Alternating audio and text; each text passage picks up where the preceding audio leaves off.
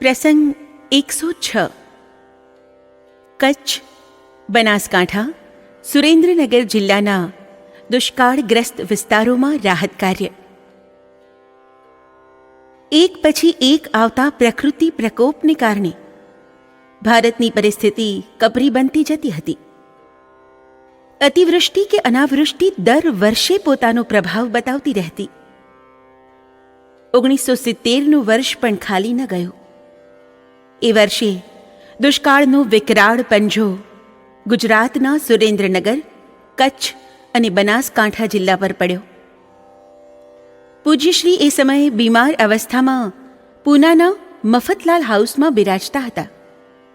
તેથી આજ્ઞા લઈને શ્રી સદ્ગુરુ સેવા સંઘ તરફથી અરવિંદભાઈ, કેશુભાઈ, વલ્લભભાઈ વગેરે એ વિસ્તારનો સર્વે કરવા ગયા. પાછા આવીને એમણે તેઓશ્રીને તમામ હકીકતથી વાકેફ કર્યા. પૂજ્યશ્રી તરફથી ગુજરાતમાં રાહત કાર્ય શરૂ કરવામાં આવે તો અમેરિકાની cooperative for American relief everywhere, ટૂંકમાં કેર નામની સંસ્થા કોઈ પણ જાતની શરત વિના ₹4.5 કરોડનો માલ ગુજરાતના લોકોની સહાય અર્થે આપવા તૈયાર હતી. અમેરિકાના લોકો કેર સંસ્થા દ્વારા મકાઈનો આટો, સોયાબીન તેલ, દેશી ઘી, વિટામિનયુક્ત દૂધનો પાવડર વગેરે મોકલવા તૈયાર હતા. ડબ્બા બનાવતા લોકો માલ પેક કરવા મફત ડબ્બા આપવા ઈચ્છતા હતા. એટલે સુધી કે રેણ કરનારાઓએ ડબ્બાને મફત રેણ કરી આપવાની તૈયારી પણ બતાવી હતી. અન્ય પેકિંગ માટે ખોખા પણ વગર મૂલ્યે મળતા હતા. ને કેર સંસ્થા સ્ટીમરો મારફત પોતાને ખર્ચે એ બધું ભારત પહોંચાડી આપવા તૈયાર હતી. પૂનામાં તાત્કાલિક નિર્ણય લેવાયો.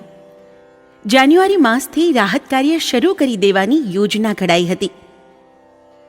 માલની પહેલી સ્ટીમર આવી એટલે બધી વસ્તુઓ પૂના પૂજ્યશ્રી પાસે લાવવામાં આવી.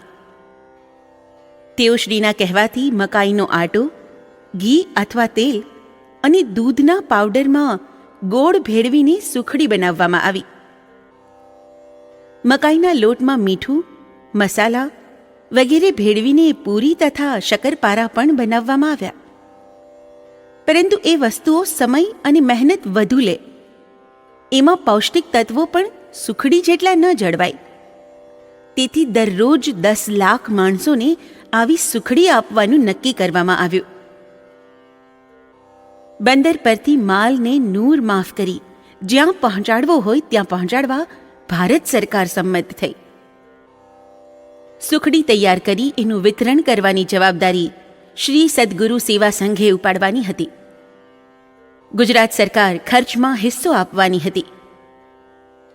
બધું નક્કી થઈ ગયા પછી શ્રી સદ્ગુરુ સેવા સંઘના ટ્રસ્ટીઓને પૂજ્યશ્રીએ કહ્યું, परमार्थ करने के लिए 3 बातों का ध्यान रखना: निस्वार्थ सेवा व त्याग, उदारता, समत्व.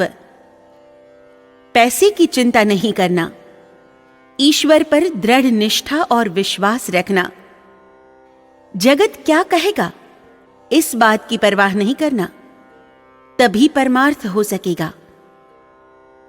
माता पिता, पुत्र और घोड़ी वाली कहानी तो तुम लोग जानते ही हो.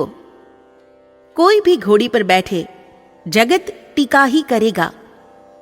घोड़ी खाली जाए तो भी उसको चैन नहीं होगा. परमार्थ कोयले की दलाली है. इसमें हाथ काले जरूर होंगे, परंतु वे हाथ मुंह पर नहीं लगने चाहिए. इतना ख्याल रखो तो बेड़ा पार है. आया है सो जाएगा, राजा फकीर रंग, यश बाकी रह जाएगा कि बाकी रहे कलंक. जो मनुष्य न तो भजन करता है न गरीबों की सेवा करता है, उसे जीने का क्या अधिकार है? કેશુભાઈએ પૂછ્યું, બાપુ, વારંવાર સૂકો કે લીલો દુકાળ પડ્યા કરે છે એનું કારણ શું? यह कली का प्रभाव है, પૂજ્યશ્રીએ કહ્યું. और हम लोग भी इसके लिए कम जिम्मेदार नहीं है। लोगों में स्वार्थ वृत्ति की कोई सीमा नहीं है। नीति, सदाचार या दया जैसा कुछ रह नहीं गया। जिनके पास अनाज है वे रात दिन यही सोचते हैं कि दुष्काल पड़े तो इस अनाज से हम लखपति बन जाए। हर एक क्षेत्र में यही हाल है। खराब विचारों के खराब परमाणु बनते हैं जिनका प्रकृति पर असर पड़ता है। यदि सुखी रहना है, देश को समृद्ध बनाना है तो प्रत्येक जन अच्छे विचार करो, उत्तम परमाणु बनाओ। स्वार्थ को छोड़ो तो ही पूरा पड़ेगा। भगवान से प्रार्थना करो कि देश में प्रकृति जनित कोई आपत्ति न आवे जिससे हम अन्य सत्कार्य कर सके। मेरी वेदना, मेरा दर्द क्या है, उसे डॉक्टर लोग ढूंढते रहते हैं। देश की दुर्दशा मेरी बीमारी है, मुझे यही एक चिंता है, और कोई रोग मुझे नहीं है। उसी बात का दुख है कि हमें बाहर से अनाज मंगाना पड़ता है। हिंदुस्तान गरीब नहीं है। देश में पैसे का नहीं, हृदय का अभाव है। वह संग्रह वृत्ति कब छूटेगी? बापू, रोजना 10 લાખ માણસોને શી રીતે સુખડી પૂરી પાડી શકાય? બનશે શી રીતે અને પહોંચાડાશે કઈ રીતે? હું તો વિચાર કરતા જ ધ્રુજું છું. કેશુભાઈએ મનની મૂંઝવણ કહી નાખી. तुम फिक्र न करो केशुभाई, धीरे धीरे सब खूब व्यवस्थित हो जाएगा. मैं सदैव तुम लोगों के साथ में ही हूं. कहीं भी रहूं, प्रेरणा बराबर मिलती रहेगी. बस अब जाकर कार्य में लग जाओ. तुम्हारी सुखड़ी एक दिन सुखड़ी हो जाएगी, सुख देने वाली बन जाएगी. तारीख 1 જાન્યુઆરી 1970 ને દિવસે પૂજ્યશ્રીના ફોટાની પૂજા કરીને અછતગ્રસ્ત વિસ્તારોમાં કામ શરૂ કરવામાં આવ્યું. 3 જિલ્લાઓમાં રોજની હજારો મણ સુખડી બનતી. રસોડું 24 કલાક ચાલુ રહેતું. 60 જેટલી જીપ અને 15 ટ્રકો દ્વારા આસપાસના સેંકડો ગામોમાં સુખડી પહોંચાડાતી. પ્રત્યેક વ્યક્તિને રોજની 100 ગ્રામ સુખડી અપાતી. જરૂરિયાતવાળાની સાથે બાજરો પણ અપાતો. નાનાને મહિનાનું 5 કિલો ને મોટાને 9 કિલો.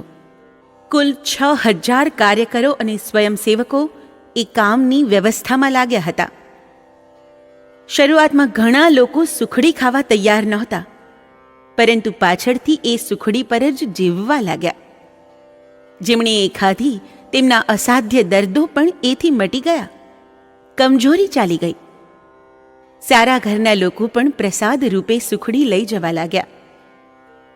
પૂજ્યશ્રીના આશીર્વાદથી સુખડી સાચે જ સુખ દેનારી બની ગઈ, સુખડી બની ગઈ.